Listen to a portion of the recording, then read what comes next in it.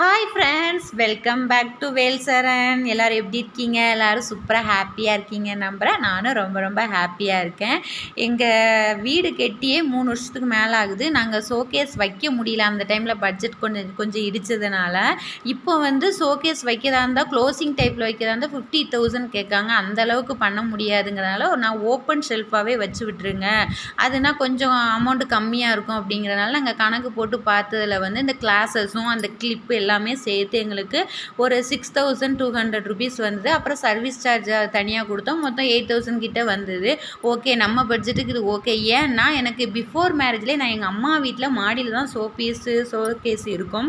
அதில் நான் கலெக்ட் பண்ணி வச்சுருக்கேன், இன்னுமே இருக்குது. அதை தவிர்த்து நான் ஆஃப்டர் மேரேஜ்லேருந்து 1 by 1 ஷோபீஸ் கலெக்ட் பண்ணி வச்சுட்டே இருக்கேன்.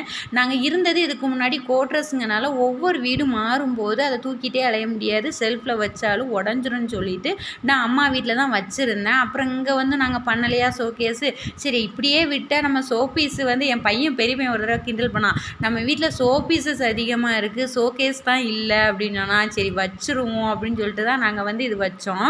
இது டியூஸ்டே ஈவினிங் 3:30 to 8 o'clock வரைக்கும் அவர் வச்சுட்டு இருந்தார். சரி நைட்டு நமக்கு க்ளீன் பண்ண முடியாது, துடைக்க முடியாதுன்னு சொன்னதுனால நான் வீடை மட்டும் தூத்தேன். கிச்சனில் மட்டும் எனக்கு எக்ஸ்ட்ரா ஒன்று என்ன பண்ணேன்னா, நான் ஸ்டீல் ஸ்டாண்டில் வச்சுருந்த பொருளை ஃபுல்லாக எனக்கு லெஃப்ட் சைடும் ரைட் சைடும் ஒரு சின்ன டிரான்ஸ்பரண்ட் கிளாத்ஸ் செல்ஃப் வச்சு கொடுத்துருங்கன்னு அவங்க வச்சு கொடுத்தாங்க. அது மட்டுமே நான் நைட்டு அந்த மண்ணெல்லாம் அங்கே நான் அள்ளிட்டு கவுண்டர் டாப்பில் நல்லா டீப் க்ளீனிங் பண்ணிட்டேன்.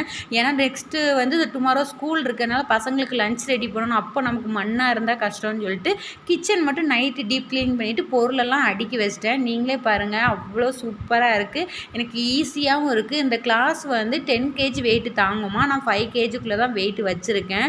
பாருங்கள், கவுண்டர் டாப் ஃபுல்லாக இருக்கா, க்ளீனாக இருக்கா. இதுக்கு நான் ஒரு ஐடியா பண்ணி வச்சுருக்கேன். அது நெக்ஸ்ட் வீடியோவில் நான் ஷோபீசஸ் என்னென்ன வச்சுருக்கேன், எப்படி ஷெல்ஃபில் அடுக்கி வச்சுருக்கேங்கிறத நான் இன்னொரு வீடியோ தனியாக போடுறேன். அப்புறம் வெனஸ்டே வீட்டில் ஹாலு, பெட்ரூமு, டைனிங் ஹால் எல்லாமே டீப் க்ளீனிங் பண்ணிவிட்டு, அதுக்கப்புறம் வெளியில் இந்த பிள்ளையார் சிலை செய்கிற இடத்துல ஷோபீஸ் நிறையா இருக்கும், வெயிட்டும் நமக்கு கம்மியாக இருக்கும், ஆனால் பார்க்க பெருசாகவும் இருக்கும். அந்த மாதிரி வாங்கலாம் அப்படின்னு சொல்லிட்டு போயிருந்த இடத்துல தான் விநாயகர் சதுர்த்திக்கு பெரிய பெரிய சிலைகள் செஞ்சு வச்சுருந்தாங்க. நம்மளை விட ஹைட்டு பெருசாக இருந்தது. அதை பார்க்கும்போது எனக்கு கடவுளையே நேரில் போய் பார்க்குறோம் அந்த மாதிரி ஃபீல் ஆச்சு. எங்கள் வீட்டுக்கார்ட்ட சொல்லிகிட்டே பார்த்துட்டு இருந்தேன், எப்பா எனக்கு என்னமோ இந்த மேலோகத்தில் தேவர்கள் வாழ்கிற இடத்துக்கு போன மாதிரி ஃபீல் ஆகுது அப்படின்னு சொல்லிட்டு. அங்கே ஒரு பொண்ணு குடம் வச்சுருக்க மாதிரி ஒரு சிலை இருந்தது, அது எனக்கு ரொம்ப பிடிச்சிருந்துச்சி. இந்த விநாயகர் முருகர் சேர்ந்துருக்கிறது எனக்கு அண்ணன் தம்பி ஒன்றா ஒற்றுமையாக இருக்க மாதிரி என் பசங்களை நான் நினச்சிக்குவேன்.